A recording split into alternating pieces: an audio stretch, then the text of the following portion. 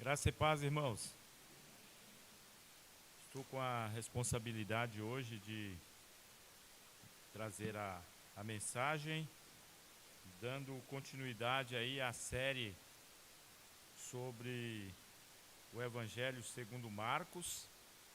E nós vamos ler o texto a partir do versículo 24 do capítulo 7. Na verdade, são 2 episódios, né? E a ênfase maior, ela será dada no primeiro episódio, que é sobre uma mulher estrangeira. E depois, o segundo episódio, trata-se da cura de um surdo e gago, né? Algumas traduções mais antigas falam surdo-mudo. E hoje é até proibido falar surdo-mudo, porque não existe surdo-mudo, né? Principalmente o pessoal que está ligado aí na questão das libras, né? De libras, né? Sabe que não existe um mudo total, né? Ele tem dificuldade em falar, mas desde que saia algum som, né? Ele não é mudo. Então agora algumas traduções já trazem essa correção. Surdo, gago, e só que no final do texto vocês vão ver que o pessoal ficou maravilhado, porque aquele milagre que Jesus operou ali, aí o povo ficando maravilhado, ele fala assim, que Jesus fazia tudo perfeitamente, faz até o surdo ouvir e o mudo falar. Então não deu para corrigir ainda essa parte, não sei, provavelmente algumas traduções mais atuais já vão trazer aí essa correção, né? Então pode ser assim, o gago falar perfeitamente, né? Então os irmãos entendam isso lá no final, quando a gente chegar lá, tá bom? Marcos capítulo 7, a partir do versículo 24. Eu vou ler na versão NVI, né, e os irmãos acompanhem aí. Eu não sei se vai projetar ali também. Vamos lá então. Diz assim a palavra do Senhor. Jesus saiu daquele lugar e foi para os arredores de Tiro e de Sidom. Entrou numa casa e não queria que ninguém o soubesse. Contudo, não conseguiu manter em segredo a sua presença. De fato, logo que ouviu falar dele, certa mulher, cuja filha estava com um espírito imundo, veio e lançou-se aos seus pés. A mulher era grega, cirofenícia de origem, e rogava a Jesus que expulsasse de sua filha o demônio.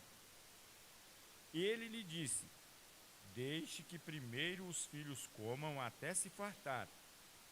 Depois, pois não é correto tirar o pão dos filhos e lançá-lo aos cachorrinhos.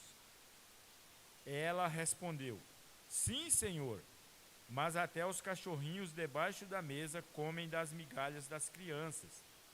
Então ele disse: por causa desta resposta, você pode ir. O demônio já saiu da sua filha. Ela foi para casa e encontrou sua filha deitada na cama, e o demônio já a deixara. Versículo 31. A seguir, Jesus saiu dos arredores de Tiro e atravessou Sidom, até o mar da Galileia e a região de Decápolis.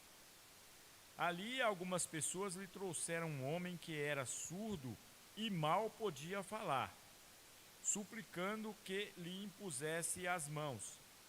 Depois de levá-lo à parte, longe da multidão, Jesus colocou os dedos nos ouvidos dele. Em seguida cuspiu e tocou na língua do homem. Então voltou os olhos para o céu e com profundo suspiro disse-lhe: Efatá, que significa abra-se. Com isso, os ouvidos do homem se abriram, sua língua ficou livre e ele começou a falar corretamente. Jesus ordenou-lhes que não o contassem a ninguém. Contudo, quanto mais ele os proibia, mais eles falavam. O povo ficava simplesmente maravilhado e dizia: Ele faz tudo muito bem, faz até o surdo ouvir e o mudo falar. Oremos. Senhor nosso Deus, nosso Pai, nós te louvamos, nós te agradecemos pela tua palavra estar à frente, para que nós possamos dela extrair o melhor para o nosso crescimento espiritual nesta noite, Senhor. Toma o teu servo nas tuas mãos e usa-o como um instrumento para a transmissão da mensagem, a começar por ele próprio e depois para os irmãos aqui presentes e todos aqueles que estão acompanhando pela internet, Senhor. Esteja abençoando cada pessoa aqui presente, que a tua palavra, ó Deus, encontre guarida em cada coração nesta noite e que ela venha para nos exortar, para nos transformar, para nos corrigir, para nos ensinar e para fazermos crescermos espiritualmente na graça e no conhecimento do nosso Senhor e Salvador Jesus Cristo. Nós te louvamos, nós te agradecemos, em nome de Jesus. Amém. Bom, irmãos, como eu disse, né, uma responsabilidade muito grande, e como diria o irmão Edson Bradasca, né, vamos torcer para que não acabe a luz, porque o sermão está escrito, né, e se acabar a luz, não sei como que eu vou ler aqui, né. Então, que o Senhor nos abençoe nesse sentido, né. Então, dando sequência, né, a essa série sobre o livro de Marcos, hoje nós vamos aprender um pouco, né, sobre os de fora. Por que os de fora? Nesse contexto, nós vemos que aquela mulher era uma estrangeira e, de repente, nós não entendemos por que Jesus usou a expressão, né, que não é bom tirar o pão dos filhos e lançá-lo aos cachorrinhos, né? Então, o povo de Israel, ele era muito, vamos dizer assim, ambicioso para si e egoístas no sentido de compartilhar Deus. Então, por eles serem o povo escolhido de Deus, eles achavam que os outros povos não valiam nada. E, por isso, quem não era pertencente ao povo de Israel era considerado como um cachorro. Naquela época, isso era algo muito pesado. Hoje, não, porque os irmãos sabem que hoje muitos cachorros são tratados melhores do que muitos seres humanos, né? Já dizia lá no filme lá do Alto da Compadecida, né, que enquanto a cachorrinha comia o bife passado na manteiga, os trabalhadores comiam o pão velho lá, né?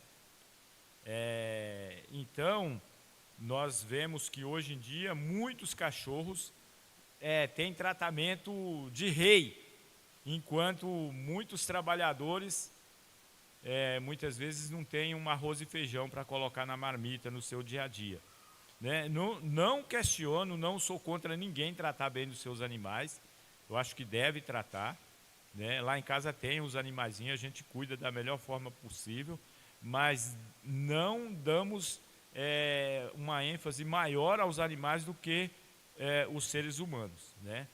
E então essa questão era muito pesada naquela época. Um episódio bastante conhecido na Bíblia que demonstra bem essa questão do cachorro lá no passado, é o episódio de Davi e Golias. Quando Davi pega as pedras e ele vai ao encontro de Golias e ele tira uma pedra que Golias vê, né, ele fala assim: por acaso sou eu um cão para que você venha a mim com pedras? Né? E aí os irmãos conhecem a história, viu o desenrolar e viu que Deus deu a vitória para Davi. Então nós vemos aqui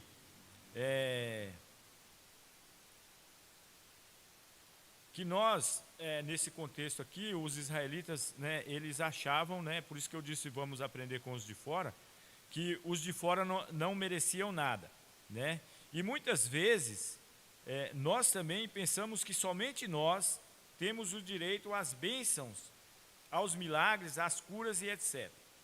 Então no versículo 24 ao 30, Marcos descreve a fé de uma mulher estrangeira, gentia, não pertencente ao povo de Israel. E do versículo 31 ao 37, Marcos discorre sobre um milagre na vida de um homem surdo, que até hoje é muito difícil, né, para a medicina atual fazer com que um surdo ouça, né? Nós trabalhamos lá na empresa com alguns surdos, né? E muitos deles usam um aparelho e mesmo assim têm uma dificuldade em ouvir, né? Então não é algo fácil. Isso só pode ser transmitido através de um milagre, né? E nós vimos esse milagre acontecer. Então, no final da narrativa, vemos a ênfase que o autor, também conhecido como João Marcos, ou simplesmente Marcos, como nós chamamos, dá na situação em que o povo ficava diante dos feitos de Jesus. O povo ficava maravilhado e reconhecia que Jesus fazia tudo muito bem, faz até o surdo ouvir e falar. Nós temos muito a aprender com essas duas narrativas. A lição de a mulher estrangeira nos dá uma lição de humildade, de fé e de reconhecimento do senhorio de Cristo. Embora essa mulher sequer sabia quem era Cristo, né, porque ela era uma estrangeira. E devido à situação agonizante que a sua filha se encontrava, possuída por espírito demoníaco, ela provavelmente saiu procurando alguém que pudesse ajudá-la. E a narrativa diz que logo que ela ouviu falar sobre Jesus, ela correu lá onde ele estava, lançou-se aos seus pés e pediu encarecidamente que ele curasse a sua filha daquele mal.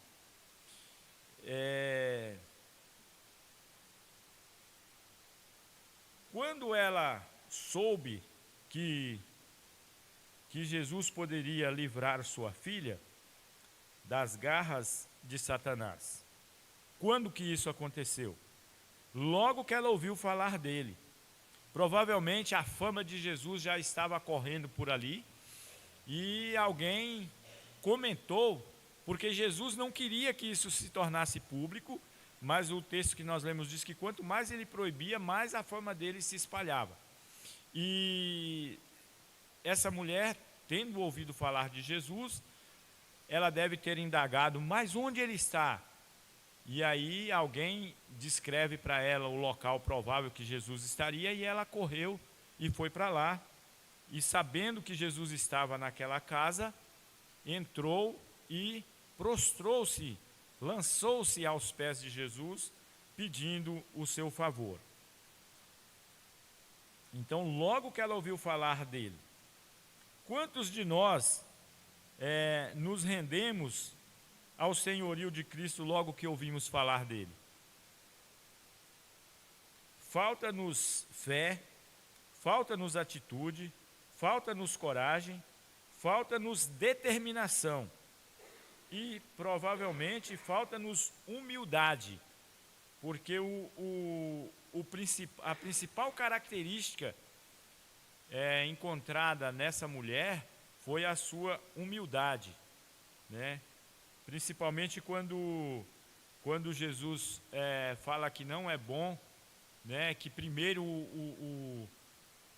os filhos teriam que se fartar e depois, se sobrasse alguma coisa, né, mais ou menos isso que a gente entende, mas aí ele fala que não é bom lançar o pão que deveria ser dado aos filhos, mas sim mas não lançá-los aos cachorrinhos. E ela, sim, Senhor, é verdade essa tua palavra, mas até os cachorrinhos se alimentam das migalhas que caem da mesa dos seus senhores, né? As traduções mais antigas trazem isso, e a que nós lemos diz das crianças. Então,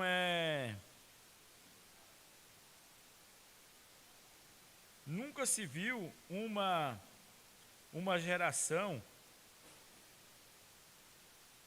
tão arrogante quanto esta geração atual, né? Uma das qualidades que atrai o Senhor para perto do ser humano é a humildade. E, igualmente, o orgulho, a arrogância e a negligência afastam o favor do Senhor, né? Há um paradoxo aqui, né? Enquanto a humildade atrai o favor do Senhor para nós, seres humanos, né? A arrogância, essa falta de humildade acaba nos afastando de Deus, né? E aí, diante da atitude daquela mulher, nós podemos fazer o seguinte questionamento: o que uma mãe é capaz de fazer por um filho? Principalmente quando esse filho se encontra numa situação vulnerável, né? Atacada por uma enfermidade grave, né? Às vezes a gente vê situações em que os pais moram lá no Nordeste ou lá no Norte e vêm para São Paulo, onde tem um recurso maior na medicina, para trazer um filho que tem um câncer, para trazer um filho que tem um problema grave de saúde, para ficar próximo aqui mesmo, passando por muitas privações, muitas dificuldades, mas vem acompanhar o seu filho. E com essa mulher não foi diferente. Vendo a situação da filha, essa mãe foi procurar no local e na pessoa certa. Lançou-se aos pés do único capaz de solucionar seus problemas.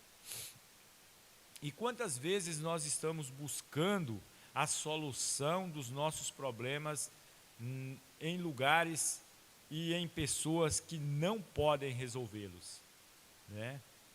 Nós temos conhecimento de que pessoas, né, até com certo conhecimento da palavra de Deus, né, buscam cura em curandeiros, em macumbeiros e coisas assim dessa situação. Se vai para a medicina, ainda bem, mas quando vai para esses charlatões aí a coisa fica feia, né? E principalmente falta fé naquele que pode todas as coisas. Então, Marcos, ele faz questão de expor a origem da mulher. Primeiro porque Marcos é o evangelista que escreve o seu livro para os gentios, né? Marcos, ele dá ênfase no seu evangelho para atingir os romanos, né? Pessoas que não eram da origem de Israel.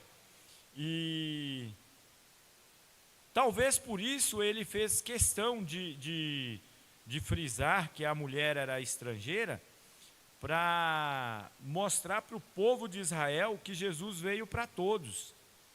E o próprio Jesus, quando ele opera esse milagre na vida dessa mulher, ele faz essa provocação para o seu público que estava ali, na sua grande maioria, judeus, né?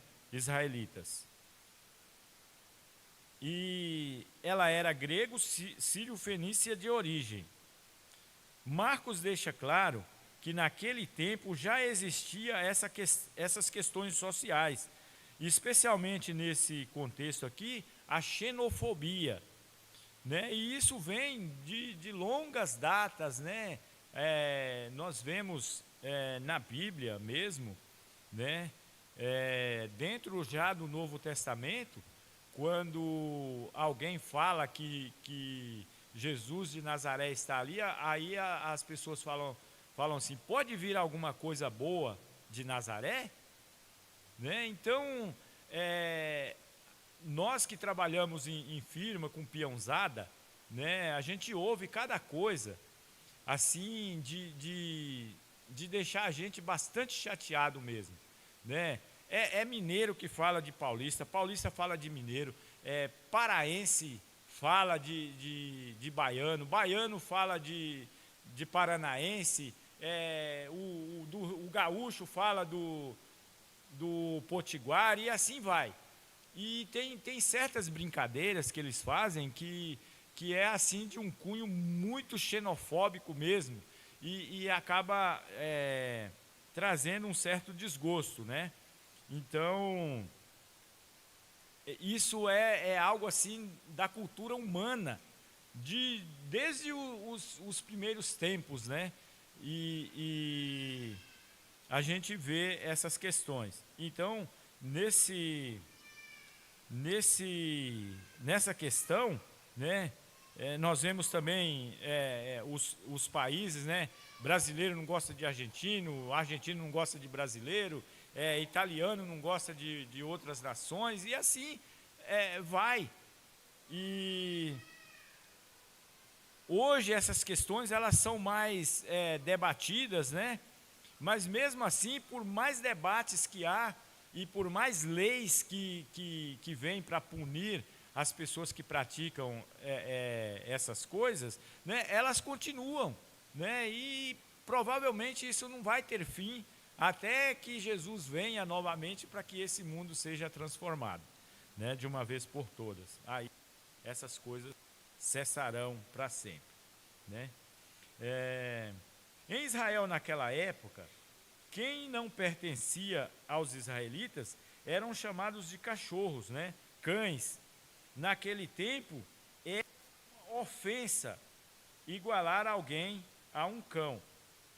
Não é como hoje, que os cães são até chamados de filhos, né? Tem pessoas que falam assim, eu sou pai de pet, eu sou mãe de pet, né? Eu tenho 5 filhos. Qual que é? Você tem 5 filhos? Tenho 5 cachorros, né? E infelizmente, ou felizmente para os cães, né? Infelizmente para o ser humano, que muitas vezes, né, é rebaixado enquanto o cão é exaltado, né? As inversões de valores que nós temos, infelizmente, na nossa sociedade, né? Então Jesus, conhecendo os seus ouvintes e vendo que sua grande maioria era composta pelos israelitas, especialmente os escribas, os fariseus, que iam ali para ver o que Jesus estava falando, para tentar de alguma forma acusá-lo, ele fez essa provocação com o intuito de, não com o intuito de humilhar aquela mulher, mas de dar uma lição aos israelitas ali presentes, os quais se achavam os melhores, os mais santos, os mais puros, e que o resto era o resto, e não mereciam sequer ouvir a palavra de Deus, né? Então, muitas vezes nós também, como pertencentes a uma igreja local, a uma igreja evangélica, achamos que o resto não vale nada. E muitas vezes lá fora tem pessoas que dão um testemunho de fé, de humildade, muito maior do que o nosso, muitas vezes, né? Então isso é para que nós reflitamos e possamos também dar um bom testemunho onde quer que andarmos, para que os de fora vejam em nós, né, maneiras adequadas e procurem servir a Deus. E a mulher, em vez de se sentir humilhada, se firmou ainda mais no seu propósito de buscar em Cristo a cura da sua filha, a libertação. Em cima do que Jesus disse, ela responde positivamente, confirmando com um sonoro sim, Senhor. Aí eu me lembrei daquela questão quando os recrutas, né, vão para lá para os quartéis e aqueles generais, aqueles comandantes vêm e ele pergunta alguma coisa, né, aquela resposta, sim, Senhor. E então, provavelmente, essa mulher, com muita ênfase, né, ao que Jesus falou, ela, sim, Senhor, é verdade isso que o Senhor está dizendo. Né? Não é bom de forma alguma tirar o pão dos filhos e lançá-lo aos cachorrinhos, mas até os cachorrinhos comem das migalhas. E aí, certo teólogo, né, ele comentando sobre esse texto, eu esqueci o nome dele agora, ele falou assim, que se as migalhas já fizeram um bem tão grande para essa mulher, imagina o pão que é lançado, que é dado aos filhos, né? E todos nós podemos, né, pela fé, pela humildade, buscar esse pão que é dado aos filhos pelo próprio Deus, né? Então é algo assim que nós aprendemos muito com a humildade dessa mulher, né?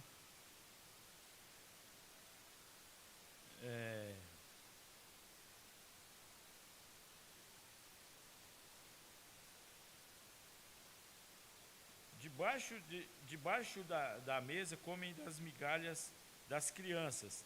Que resposta, que convicção, que fé, que vontade de ver a filha livre, né? Então essa mulher, ela queria e ela sabia que Jesus podia, né?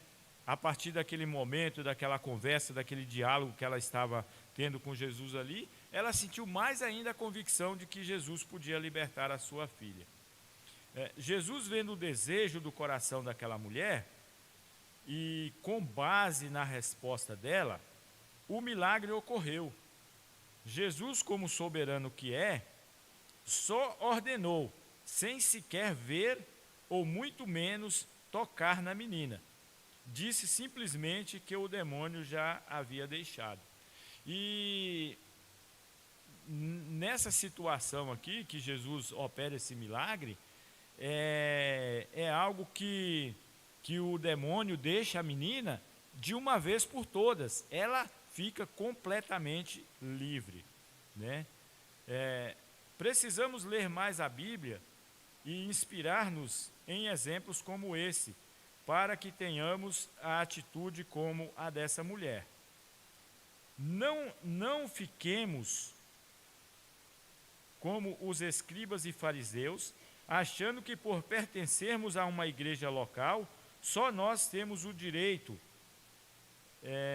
e que os que estão de fora não merecem nem as migalhas.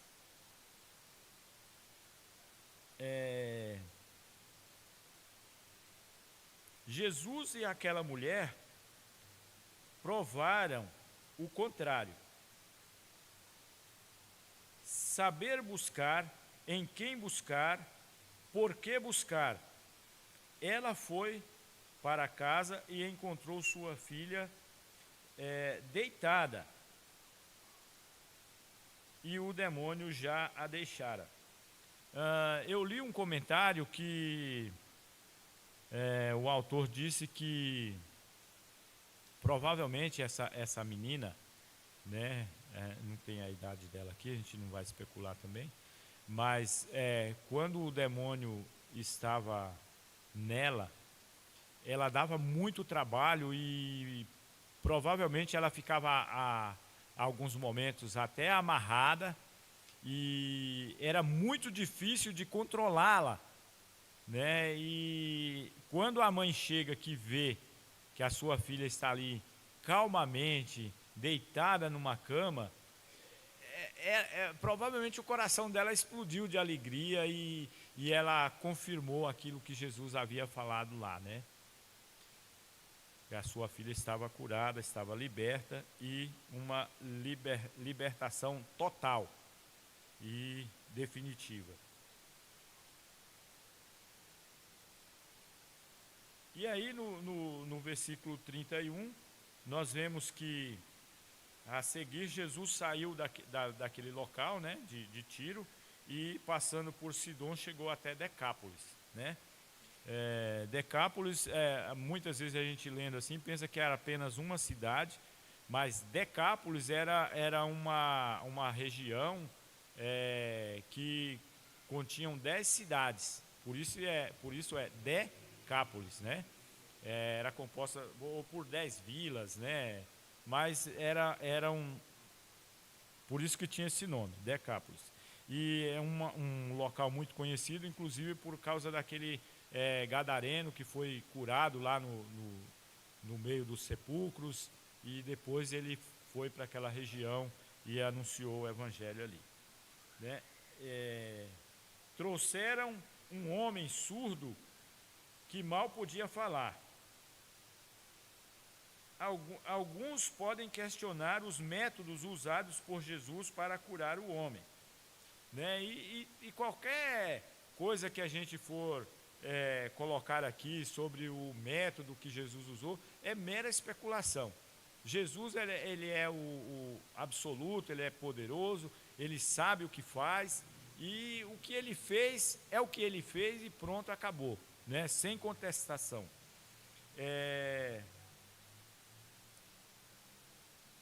Ele é soberano, e o que ele fez e o que ele faz, da forma como ele faz, depende. O que ele faz, da forma como ele faz.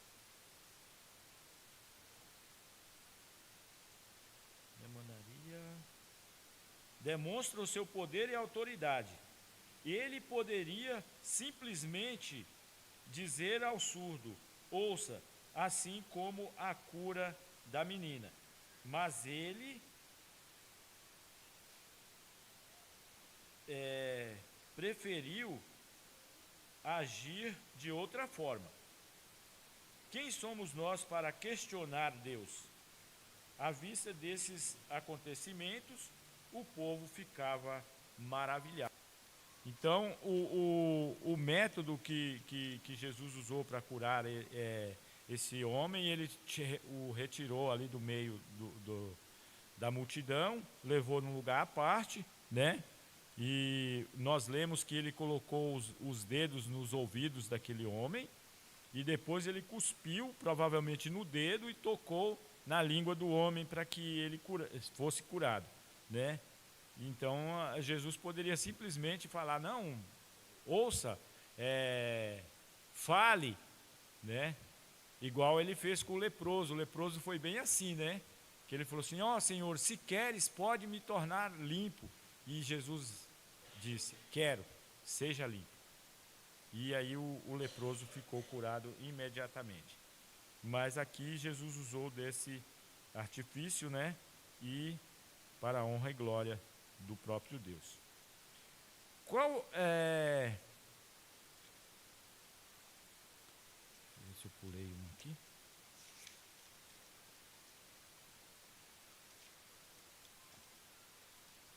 Então vamos lá.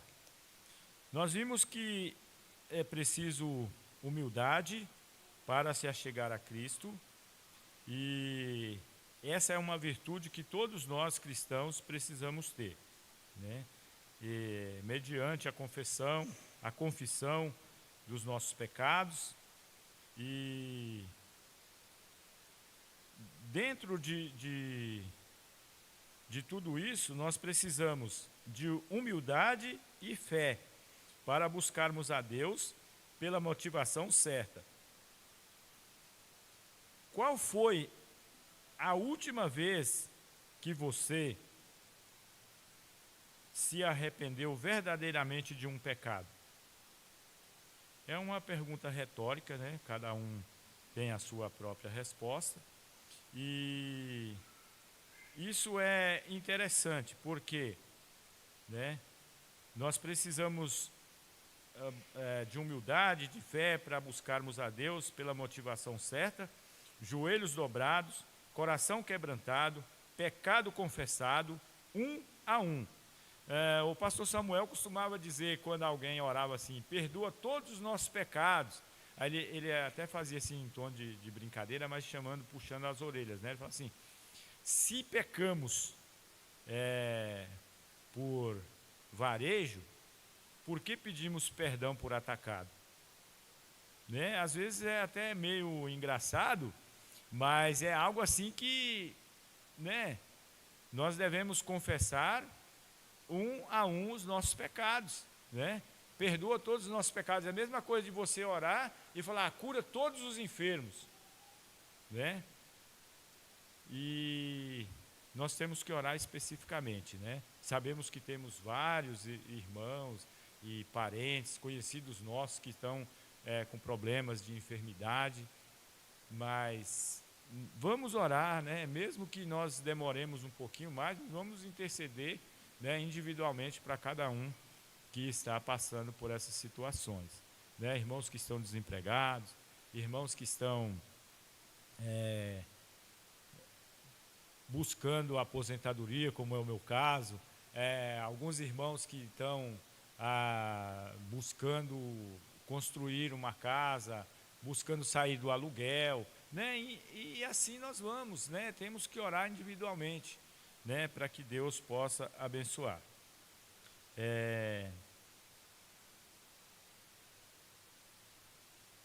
Vamos lá então. Eu vou ler de novo aqui para não perder o raciocínio.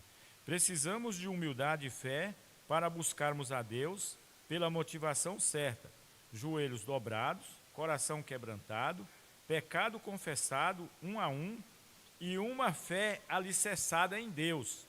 Vamos orar? Só Deus e nós sabemos quantos muros foram derrubados, quantas montanhas subimos no refúgio da oração. Deus está nos esperando no nosso canto de oração. Podemos ir, Ele está lá. Basta nós achegarmos a Ele. Mais um muro, mais uma montanha, Ele está lá de novo, e de novo nos ouvirá. Vamos lá? Essa questão aqui da montanha, quando estava vendo aqui, esse aqui foi um texto que o missionário pastor Josafá, né, enviou para os contatos dele, e como eu vi que cabia muito bem dentro aqui, eu coloquei aqui no final da mensagem. E quando eu vi essa questão da montanha, eu comecei a relembrar de alguns sermões que já ouvi no passado, inclusive do Silas Malafaia, que ele fala que Deus é o Deus dos montes e dos vales, e também daquela questão de Moisés ter subido ao monte, né, que Deus poderia ter descido no vale onde Moisés estava, mas ele ordenou que Moisés subisse ao cume do monte. E às vezes a gente fica sem entender, se Deus é soberano, é poderoso, né, ele não poderia ter descido, né, para falar com Moisés ali onde ele estava? Ou então falar assim, sobe até a metade e eu descerei até a metade e nós nos falaremos ali. Mas ele pediu para que Moisés fosse até o cume, porque ali era o limite do ser humano. Dali para cima, Deus resolveria.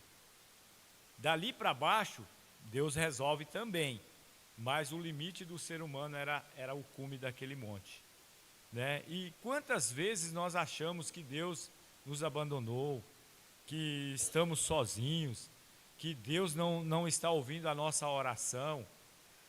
Quem somos nós para questionar Deus? E principalmente o tempo dele, né? Às vezes algo que está demorando para nós uma eternidade, para Deus é um piscar de olhos, né? A palavra de Deus já diz, né, que para o Senhor um dia é como 1000 anos e 1000 anos é como um dia, né? Então, que possamos, né, buscar esse Deus Todo-Poderoso, confiar nele, como aquela mulher, como aqueles homens que levaram o amigo surdo e gago até Jesus, e eles viram e ficaram maravilhados do que Jesus operou na vida daqueles homens, né?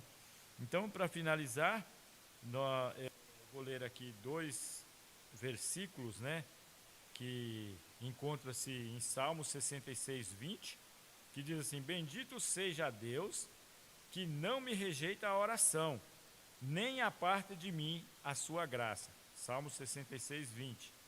E Hebreus capítulo 4, versículo 16, diz assim: acheguemo-nos, portanto, junto ao trono da graça, a fim de recebermos misericórdia e alcançarmos graça para socorro em ocasião oportuna.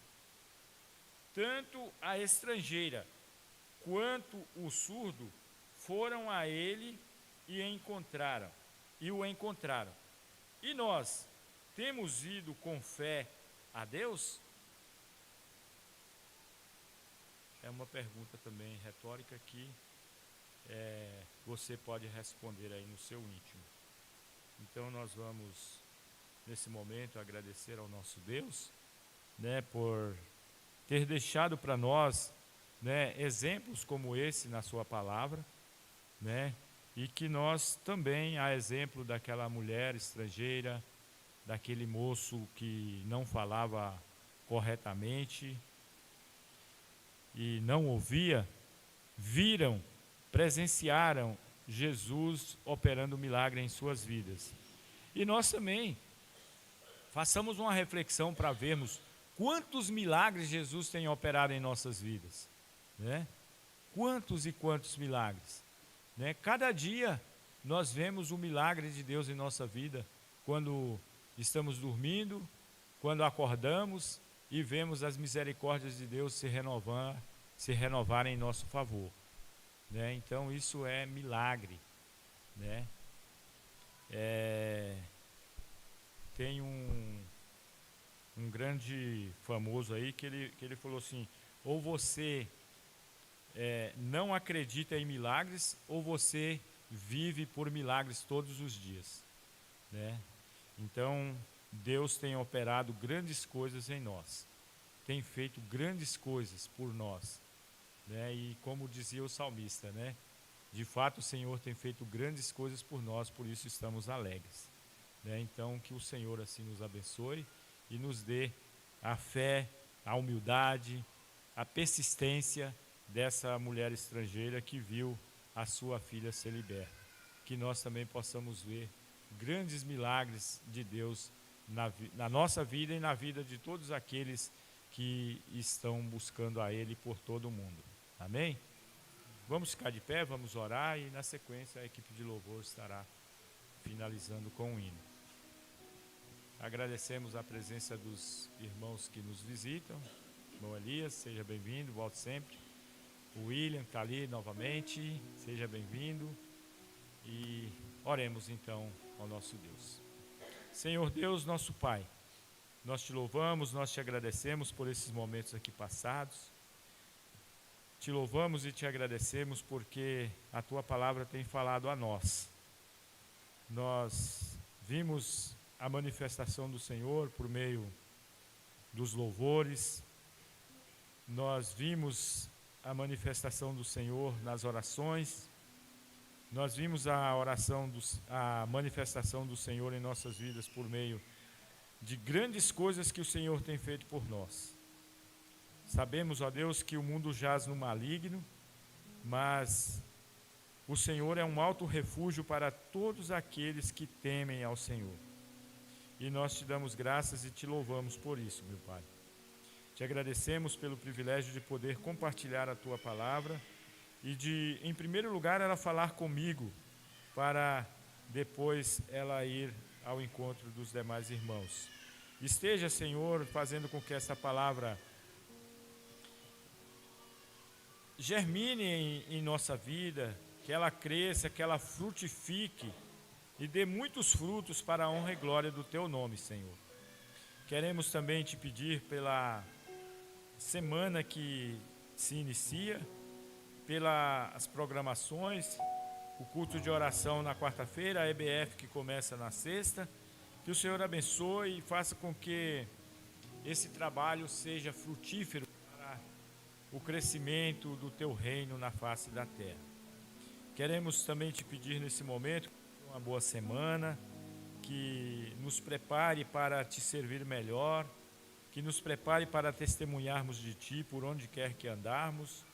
E também, Senhor, te pedimos pela família pastoral que está de férias, que o Senhor esteja abençoando o pastor Bruno, a irmã Daísa, as suas filhas, que eles retornem com muita saúde, com disposição, com as energias repostas e tragam, ó Deus, muita vontade e muita fé e determinação para dar continuidade a esse trabalho, Senhor. Nós te louvamos e te agradecemos pela vida dos irmãos que puderam, na ausência do pastor Bruno, dar continuidade no trabalho. Que o Senhor abençoe grandemente a vida de cada um e que todos nós, Senhor, possamos ter mais vontade, mais determinação para trabalhar na obra do Senhor. Que todos nós tenhamos mais liberalidade, mais alegria em poder contribuir para que haja mantimento na casa do Senhor e que não falte, ó Deus, nada para que esse trabalho continue prosperando para a honra e glória do Teu nome. Nós te louvamos, Senhor, por tudo e te agradecemos em nome de Jesus. Amém. Servo sofredor, a luz do mundo, promessa viva que se cumpriu,